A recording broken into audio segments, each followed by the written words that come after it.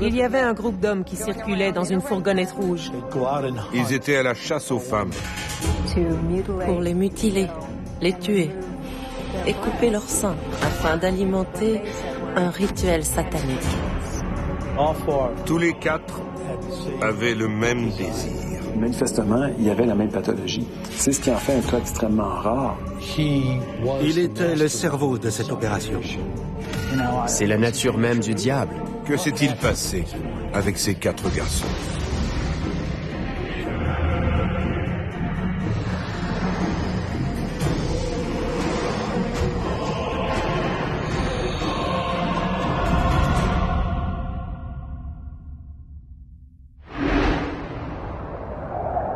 Chicago. Avec ses 3 millions d'habitants, elle est la 3e ville en importance aux États-Unis. Construite sur les rives du lac Michigan et surnommée la Ville des Vents, son histoire, comme celle de la plupart des grandes capitales américaines, oscille entre lumière et ténèbres. Reconnue mondialement pour son architecture avant-gardiste, ses musées prestigieux et son exceptionnel orchestre symphonique, elle a également vécu des heures très sombres. C'est ici que, en 1893, le docteur H.H. Holmes a fait ériger son désormais fameux manoir de la mort, où il aurait assassiné plus de 200 personnes. Le premier tueur en série qu'ait connu les États-Unis affirmait être possédé du diable depuis sa naissance. Vers le milieu des années 1920, Al Capone avait fait de Chicago le théâtre de ses opérations criminelles. Et c'est également ici, dans une banlieue de Chicago, que John Wayne Gacy, surnommé le clown assassin, a torturé et assassiné pas moins de 33 victimes au cours des années 1970. Le 1er juin 1981, les policiers du comté de DuPage vont, sans le savoir, ouvrir un nouveau chapitre du livre noir de Chicago. Ils accompagnent Hank McGinnis, le gérant du motel Brer Rabbit, dans une clairière voisine de son établissement, où l'homme a découvert un cadavre. Il s'agit d'une femme qui a été retrouvée près d'un hôtel dans un fossé. Tout a commencé avec une femme assassinée, agressée sexuellement et mutilée. Le Brer Rabbit, installé à Villa Park, une banlieue populaire de Chicago, est un établissement douteux, reconnu pour offrir des chambres à rabais aux prostituées. Ce matin-là, après qu'une employée se soit plainte d'une odeur nauséabonde en provenance du champ voisin du motel, Hank McGinnis découvre au milieu des herbes hautes le corps d'une jeune femme de race noire, gisant face contre terre. Vosburgh et Wilcox remarquent que les poignets de la femme ramenés dans son dos sont entravés par des menottes, une clé, brisée, toujours plantée dans la serrure. À ce moment, nous avons compris que nous avions affaire à quelqu'un de vraiment dangereux. La femme porte toujours son chandail, mais son slip est descendu à mi-cuisse. Dans l'un de ses bas, l'agent Thomas Vosburgh découvre quelques billets froissés et de la monnaie, un peu plus de 13 $. Clairement, le vol n'était pas le motif. À vue de nez, les agents estiment que la mort doit remonter à plusieurs semaines. Pourtant, le médecin légiste David Barrett établit que la mort remonte à 3 ou 4 jours seulement et que le corps est celui de Linda Sutton, une jeune prostituée de 21 ans. Cette femme a été horriblement mutilée et laissée sur place. Et comme cette femme, on lui a coupé les 2 seins, la vermine a pu rentrer dans le corps et malgré qu'elle ait été tuée récemment, l'état de décomposition était très très avancé quand on l'a découverte. Au cours des mois qui suivent, 5 autres cadavres de femmes seront découverts dans la grande région de Chicago. Ensuite, nous avons commencé à trouver d'autres victimes. C'était une sorte d'escalade. Quand les femmes étaient découvertes, elles étaient dans un tel état de décomposition qu'on ne pouvait pas dire quelle était la cause du décès. Plusieurs présentent des mutilations similaires à celles qu'a subies Linda Sutton. Violée, torturée, mutilée. On n'avait pas seulement violé ces femmes, mais on avait coupé leurs seins tandis qu'elles étaient encore vivantes. Ça ressemble à une sorte de d'humiliation, de destruction de l'essence même des femmes. Même si tout prête à croire qu'un tueur en série est à l'œuvre à Chicago, les policiers ne font pas encore le lien entre la mort de Linda Sutton et celle des autres victimes. Toutes ces mutilations et ces gestes de violence sadique pratiqués contre ces femmes étaient assez spécifiques. Et ces crimes avaient, en quelque sorte, le même dénominateur commun. Nous devions déterminer si les similarités entourant le meurtre de ces femmes trouvées dans les environs de Chicago étaient suffisamment évidentes pour être reliées avec celles des victimes découvertes à Chicago même.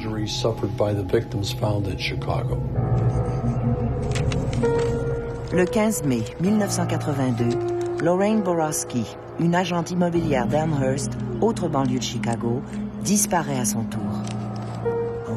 Tôt le matin, Lorraine Borowski se rendait à pied à son travail, à Elmhurst, quand elle a été enlevée.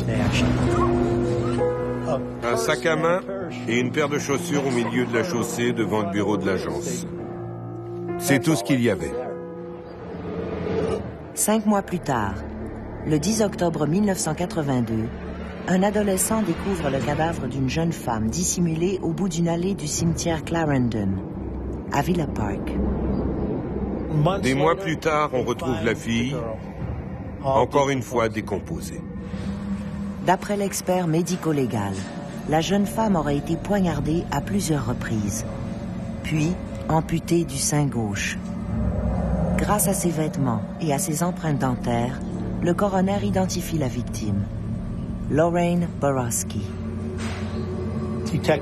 Les détectives, en particulier Warren Wilcox, étaient persuadés que les suspects qu'ils cherchaient étaient de Chicago.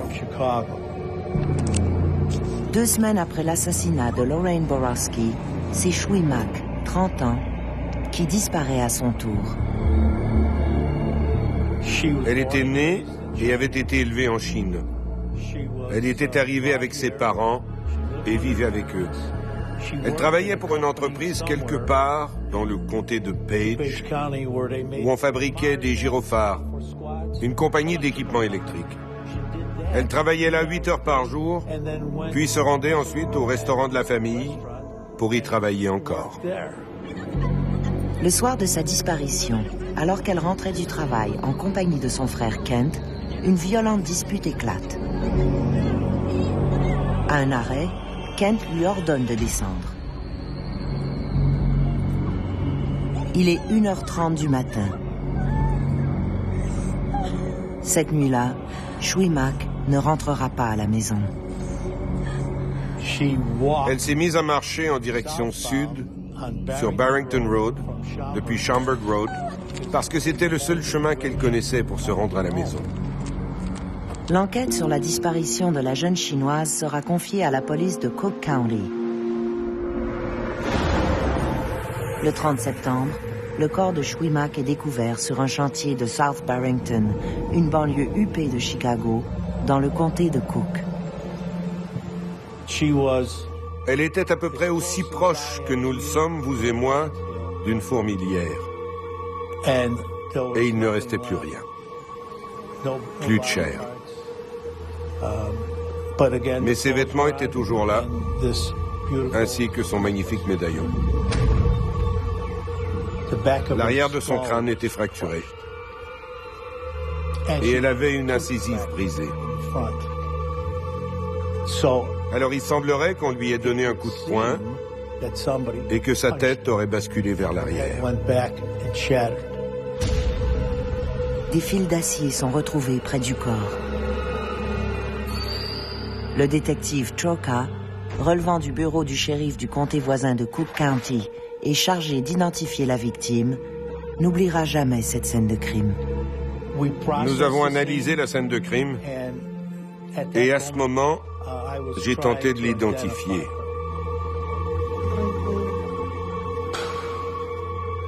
La découverte du corps de Shui Mak fait comprendre aux divers services de police du Grand Chicago qu'ils ont affaire à un tueur en série. Ou pire, à un groupe de tueurs en série. Sitôt que nous avons eu 2 ou 3 victimes, nous avons été en mesure de comprendre que c'était l'œuvre de la même ou des mêmes personnes. Les enquêteurs revoient alors tous les dossiers des nombreuses victimes. Et un témoignage retient leur attention. Au mois de juin précédent, Holly Clemens, alias Angel York, une prostituée du Red Light, a raconté qu'elle était montée à bord d'une camionnette conduite par un client régulier. Il l'a ramassée pour l'aider à fuir la police lors d'une descente contre les prostituées. Elle est montée dans sa fourgonnette, mais a rapidement compris qu'elle était dans une bien plus mauvaise situation que celle qu'elle tentait de fuir. Le chauffeur lui a ordonné de cesser de gémir et de se tenir tranquille.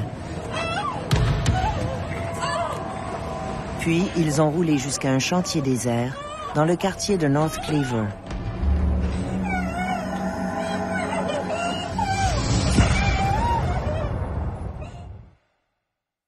En juin 1982, un homme enlève Holly Clemens, une jeune prostituée de Chicago. Il la force à monter à l'arrière de sa camionnette, où il l'oblige à se déshabiller. Il a fini par lui perforer le côté du sein. Puis il a élargi la blessure avec un couteau pour y introduire son pénis, afin d'avoir une relation sexuelle avec son sein. Au terme de cette interminable agression, il abandonne sa victime dans une allée, près de l'avenue Grand. Heureusement pour elle, il lui a mis du ruban gommé sur le sein, puis l'a jeté hors de sa fourgonnette. Découverte 5 minutes plus tard, elle est conduite à l'hôpital, où son état sera stabilisé. Le 27 août, une autre prostituée de race noire, mutilée, est retrouvée morte sur les berges de la rivière Chicago. On a retrouvé une femme sous un pont. Je crois que c'était le pont de la 4e avenue. Il y avait là un homme qui ramassait des canettes et des bouteilles vides et qui a trouvé son corps. Sandra Delaware avait les mains nouées derrière le dos et elle avait également été amputée du sein gauche. Ils utilisaient des cordes de piano pour sectionner les seins. Le 8 septembre, Rosebeck Davis, une femme de 30 ans, est découverte derrière un complexe d'habitation à Primodic, près de North Lake Shore Drive. Sa poitrine avait été fracassée avec une hachette. Et on avait utilisé le manche de la hachette pour détruire son vagin. Il avait enfoncé le manche de la hachette dans son vagin. Le légiste allait trouver dans son vagin des pièces de bois, provenant visiblement du manche d'une hache artisanale.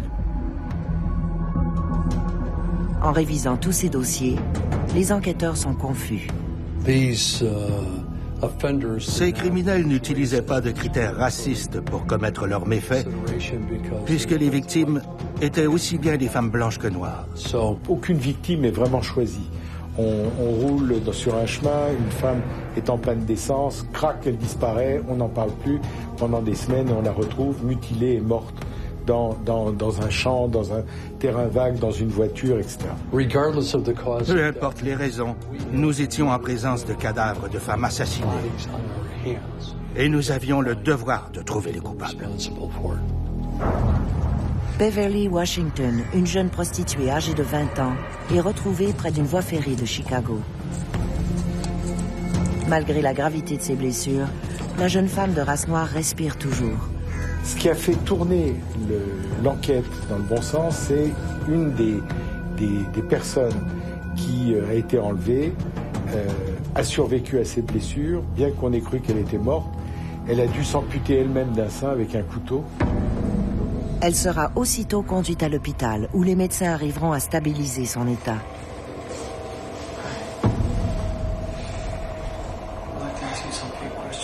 Depuis son lit d'hôpital, elle se confie. Ce soir-là, Beverly Washington s'adonnait à la prostitution. Le soir de son agression, elle grimpe à bord d'une camionnette rouge conduite par un homme âgé d'environ 25 ans.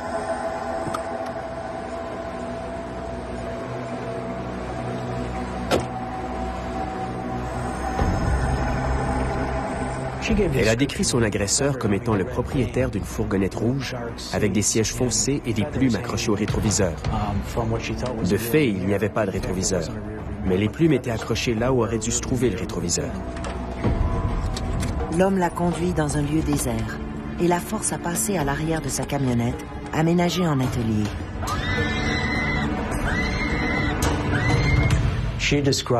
Elle a raconté qu'on l'avait entraîné à l'arrière de la fourgonnette, qui était séparée de l'avant par une cloison de contreplaqué. Il y avait des tablettes de chaque côté. L'arrière de la fourgonnette était parfaitement aveugle. Pas de fenêtre, absolument aucune ouverture. Sous la menace, il lui ordonne de se déshabiller.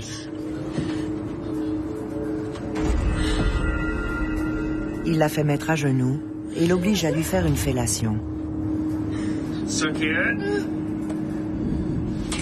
Puis, l'homme lui fait avaler de force une poignée de pilules.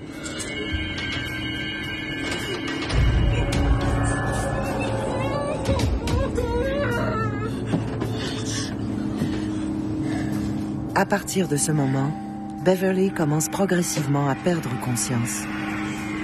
Beverly Washington a raconté qu'on lui avait donné des capsules pour l'endormir.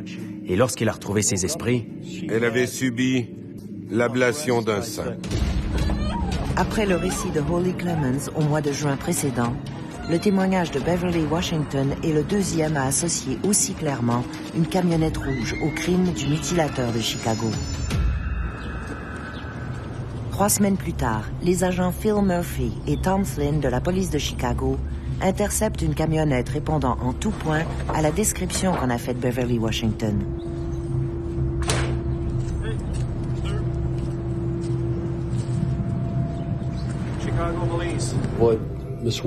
Ce que Beverly Washington avait raconté à propos des plumes accrochées au rétroviseur nous a aidé à identifier la fourgonnette. La police trouve par hasard le van qui correspond à la description qui avait été faite par la victime. Elle arrête le van. Hélas, l'allure du chauffeur ne colle pas avec la description qu'en ont faite les victimes. L'homme n'est âgé que de 21 ans et s'appelle Eddie Spritzer. Toutefois, il affirme que la camionnette n'est pas à lui, mais à son patron, un certain Robin Gecht, un entrepreneur en construction domiciliaire. Ce van est conduit par un certain Spritzer qui dit « Ouais, moi je suis qu'un chauffeur, mais je peux vous emmener chez mon patron qui est Monsieur Gecht. » Les enquêteurs lui remettent ses papiers et l'informent qu'ils vont l'accompagner jusqu'au chantier où il souhaite s'entretenir avec son patron. À destination, les policiers sont accueillis par Robin Gecht et constatent que ce dernier correspond trait pour trait à la description qu'en a faite Beverly Washington. Quand j'ai rencontré Robin Gecht, j'ai trouvé que c'était un petit homme sans envergure, un faible. Je l'ai également jugé désagréable. Gecht est très hautain avec la police et il leur dit d'ailleurs si vous voulez parler ou si vous voulez me parler, parlez avec mon avocat. L'homme est parfaitement calme et détendu. Et lorsque le détective Phil Murphy l'informe que sa camionnette a peut-être été impliquée dans un crime, Gecht reste impassible. Il ajoute même que si tel est le cas, il collaborera du mieux qu'il peut avec la police. Robin Gecht, Eddie Spritzer et 2 autres employés du chantier sont alors conduits au bureau de la brigade du 5e district de la police de Chicago.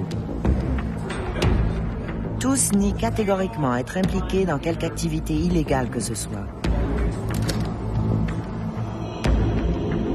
Murphy et Flynn retournent alors au chevet de Beverly Washington, toujours hospitalisée à l'hôpital général de Chicago. Malgré qu'il se soit écoulé 3 semaines depuis sa terrible agression, elle garde un souvenir très précis de son agresseur. Ainsi, lorsque les policiers lui montrent la photo de Robin Gecht,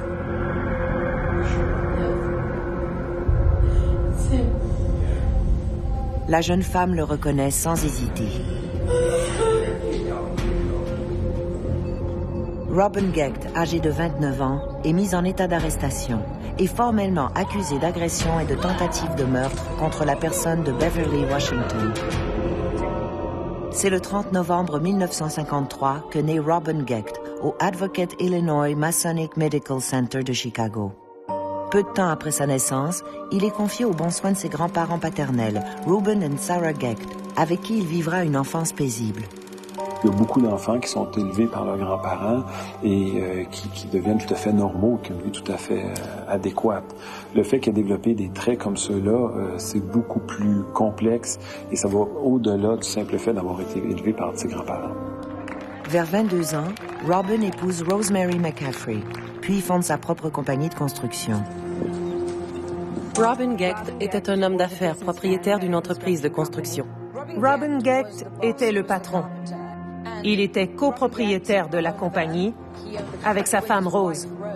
Il était marié, avait des enfants et apparemment avait une relation abusive avec sa femme. Rosemary n'avait pas tardé à découvrir les pratiques sexuelles abusives de son époux. En plus de lui imposer ses nombreuses infidélités, Robin, qui consomme drogue et alcool, l'a forcé à diverses pratiques sexuelles perverses, dont le sadisme. Il aimait la frapper et la torturer. C'est quelqu'un qui manifestement prend plaisir à faire souffrir des victimes, faire souffrir des femmes. Ça a commencé avec sa propre conjointe, à qui il infligeait des sévices. Il obligeait sa femme à le laisser lui planter des aiguilles dans les seins. Même chose pour sa maîtresse. Où trouve-t-on des femmes qui acceptent de subir ça?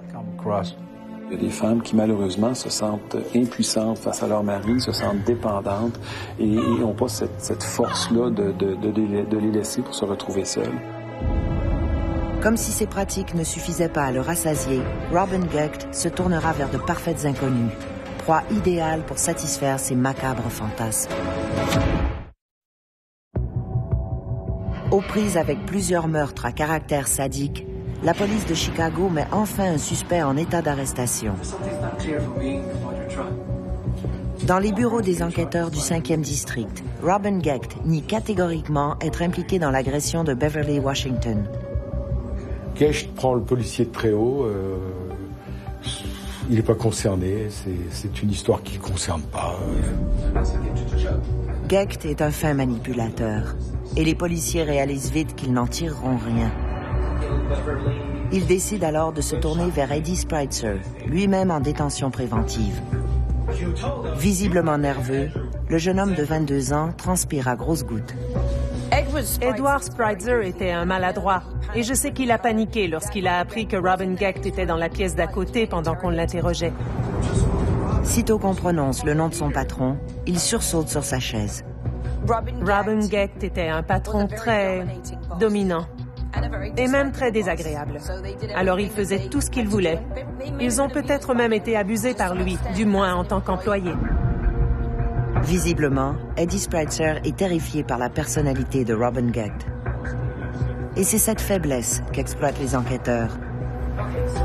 Ils lui disent qu'il n'a rien à attendre de Robin et que ce dernier l'accuse de tout, à commencer par la sauvage agression sur Beverly Washington. Ils prennent Spritzer et l'interrogent d'une façon assez forte et le font craquer. Et Spritzer écrit un rapport où il avoue des crimes, etc., sur un rapport qui dépasse les 70 pages. Ce qui est énorme. Pendant des heures, il racontera comment il a accompagné Robin Gecht dans ses randonnées meurtrières, comment il a été témoin de ses violences et à quel point Gecht était obsédé par les seins. Robin Gecht dit qu'il aime les seins. Plein d'hommes dans le monde aiment les seins. Obsédés par les seins, amoureux des seins, qui ont une fascination pour les seins, qui sont fétichistes. Il voulait savoir ce qu'il y avait à l'intérieur des seins, comment ils fonctionnaient, à quoi ils servaient. Il était obsédé par les seins, bien au-delà de la normale. La plupart des amateurs de seins ne s'amusent pas à les couper. Clairement, c'est un sadique qui aimait faire souffrir les gens. À bord de la camionnette de ce dernier, ils auraient enlevé et torturé au moins 7 femmes. Robin finissait généralement le travail en coupant l'un des seins de sa victime, avant de se masturber dans la plaie. Gecht l'aurait même forcé à faire de même avec 2 ou 3 des victimes. En entendant ce récit, les agents Murphy et Wilcox sont abasourdis. Puis, au moment de signer ses aveux, Spritzer se rétracte. Edward Spritzer passait d'un extrême à l'autre. Oui, c'était mon patron. Non, il ne l'était pas. Finalement, il affirmera que les crimes auraient été orchestrés par un troisième homme, un certain Andrew Kokorales. Andy a été impliqué par Edward Spritzer. C'était la première fois que son nom était mentionné au cours de l'enquête. Le soir même, les agents Warren Wilcox et Tom Flynn procéderont à l'arrestation d'Andrew Kokorales.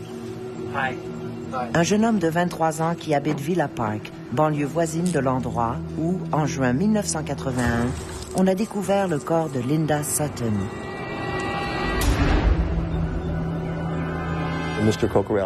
Monsieur Kokorales s'est présenté volontairement au poste 5 où il a été interrogé.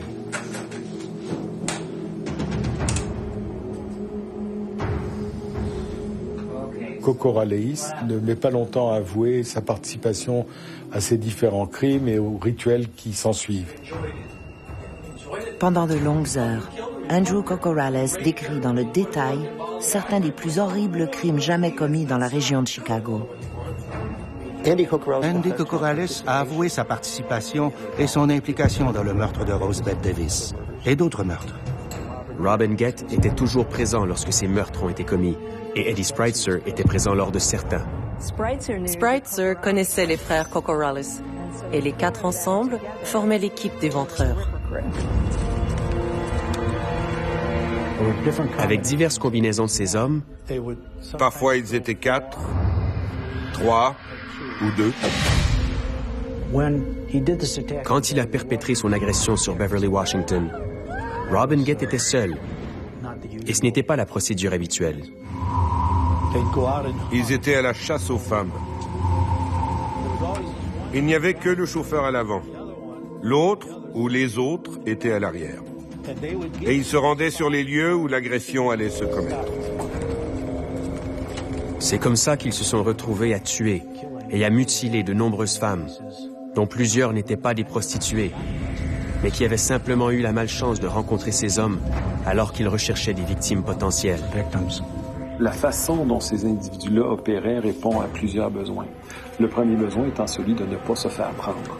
Deuxième des choses, la façon dont ils le faisaient leur permettait d'assouvir leurs besoins, c'est-à-dire de sadiser les femmes, de les faire souffrir et carrément d'en jouir sexuellement de cette souffrance-là qu'ils généraient. Andrew Kokorales racontera également comment Robin Gett, Eddie Spritzer et lui-même ont forcé la jeune Schwimack à monter à bord de leur fourgonnette.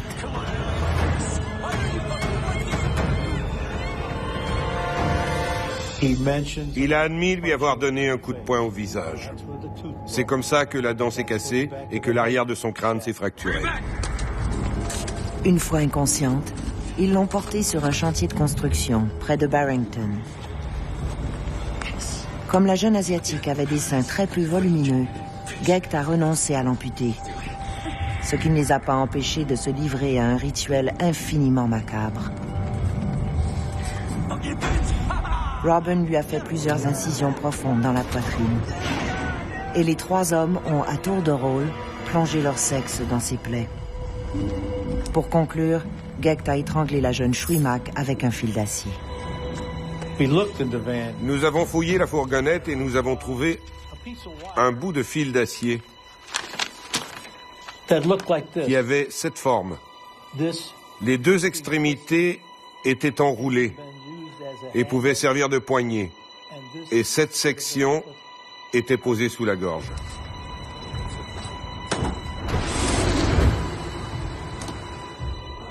À ce stade, Kokorales sait qu'il en a déjà trop dit et qu'il ne peut plus revenir en arrière. Il parle alors des autres victimes. Incluant les meurtres de Rosebeth Davis, de Lorraine Borowski et de Linda Sutton, la femme qui avait été trouvée derrière le Brer Rabbit Motel. Aucun détail sordide ne sera omis. Durant son interrogatoire, Andrew Kokorales décrira en détail tous les meurtres sadiques auxquels il a participé, si bien que les enquêteurs Wilcox et Flynn ont peine à contenir leur fureur. J'étais incapable de croire ce qu'ils avaient fait. Ça vous amène à vous interroger. Comment peut-on trouver des gens capables de faire ça? Il est probablement beaucoup plus facile de trouver 3 types qui vont accepter d'aller voler une banque avec vous que d'en trouver 3 qui vont assaillir des femmes, kidnapper des femmes, les assaillir sexuellement et les mutiler avant de les tuer. C'est vraiment à l'extrême limite des probabilités quand on y pense. Enfin, quand on y pense, c'est absolument inconcevable. Déjà de rencontrer quelqu'un qui a un sadisme sexuel au point de mutiler ses victimes de cette façon-là, de les torturer et de les tuer, c'est extrêmement rare. D'en avoir un groupe de 4 qui partagent la même pathologie, c'est encore plus rare. On espère qu'on verra jamais ça.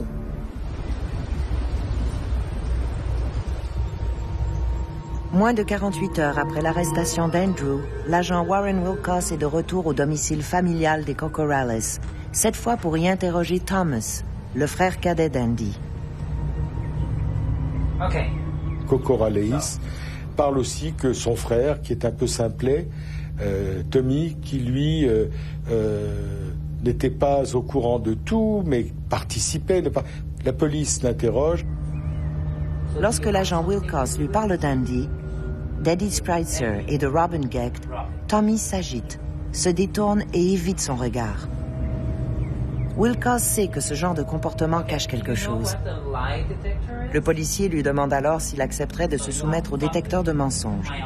Et Thomas accepte. À la brigade d'Elmhurst, Thomas Cocorales est soumis au test du polygraphe, test qu'il échouera lamentablement. Confronté à ce fait, Tommy déballe son sac à son tour.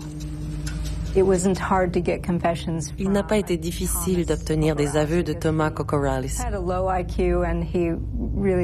C'était un type peu intelligent qu'on a facilement convaincu de dire la vérité. Il explique que son frère Andrew, Edward Spritzer et lui-même forment un groupe de satanistes dirigé par Robin Gecht.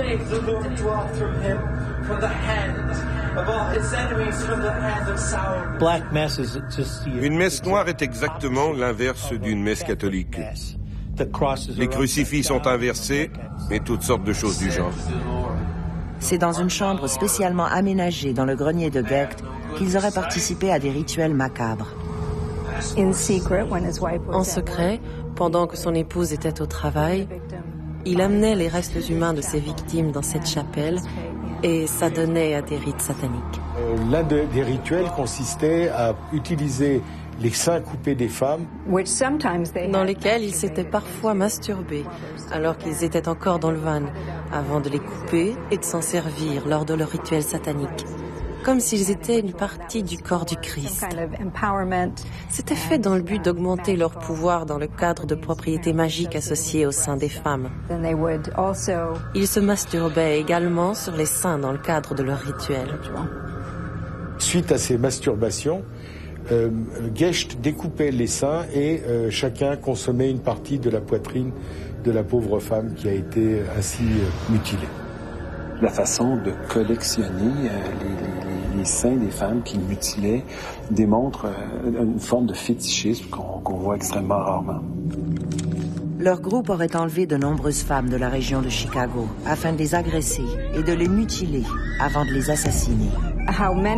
Combien y en a-t-il eu? On ne sait pas trop. Il pourrait y en avoir jusqu'à 18. Certaines des victimes ont été identifiées, mais pas toutes. Cocorales avouera avoir vu jusqu'à une quinzaine de seins dans une boîte où Gecht gardait ses trophées. Il y avait ces boîtes et ce grenier plein d'accessoires liés au rituel. J'étais certaine que ça sortirait lors d'un des procès, mais à ma connaissance, ça n'a jamais été évoqué en cours. Il me semble que ça aurait été une preuve solide pour appuyer l'accusation. Le fait que ça n'ait jamais été évoqué demeure un mystère pour moi. Il y a eu une proposition faite par la défense avant le procès, à l'effet que l'accusation ne devait pas évoquer ce fait. Et nous avons accepté, parce que nous n'avions pas de preuves solides. L'unique mention de ces rituels relevait de la déposition faite par Andy Cocorales. Mais ce n'était pas le point central du procès. Au gré de ses confessions, Tommy avoue être persuadé que Robin Gecht jouit de pouvoirs surnaturels et qu'il est lié au maître des enfers. Les autres lui attribuent des pouvoirs occultes aussi. Il conseille aux gens de regarder Gage dans les yeux. Ne le regardez jamais dans les yeux parce qu'il va vous dominer. Il a des pouvoirs magiques. Ne le regardez jamais dans les yeux. Lorsque les policiers se rendent au domicile de Robin Gecht, situé au 2163 de l'avenue McVicker Nord, pour y confirmer le récit de Thomas Cocorellis, ils y trouveront cette fameuse pièce secrète, aménagée au grenier. Dans sa maison, la police trouve dans son grenier un temple qui est aussi avec des décorations et des symboles que l'on appellerait sataniques. Les enquêteurs y trouvent également des livres sur le satanisme, des boîtes à trophées vides, ainsi qu'une carabine, dont les experts en balistique confirmeront qu'elle a été utilisée récemment. L'affaire des tueurs de Chicago se produit au tout début de ce que les sociologues appelleront plus tard la grande peur satanique, the Satanic Panic. Les gens surréagissaient à l'influence du satanisme sur la culture populaire. Et lorsque ces crimes se sont produits, les gens ont vraiment paniqué. Mais c'était essentiellement parce que ces crimes sataniques, étaient d'une nature franchement horrible, abominable.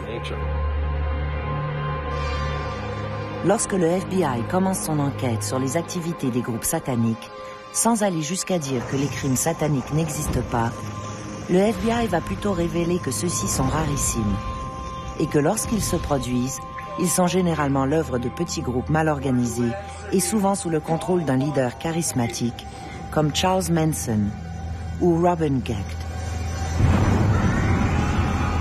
Robin Gecht n'avait aucune aura. Rien de comparable à celle que j'ai pu voir chez Charles Manson.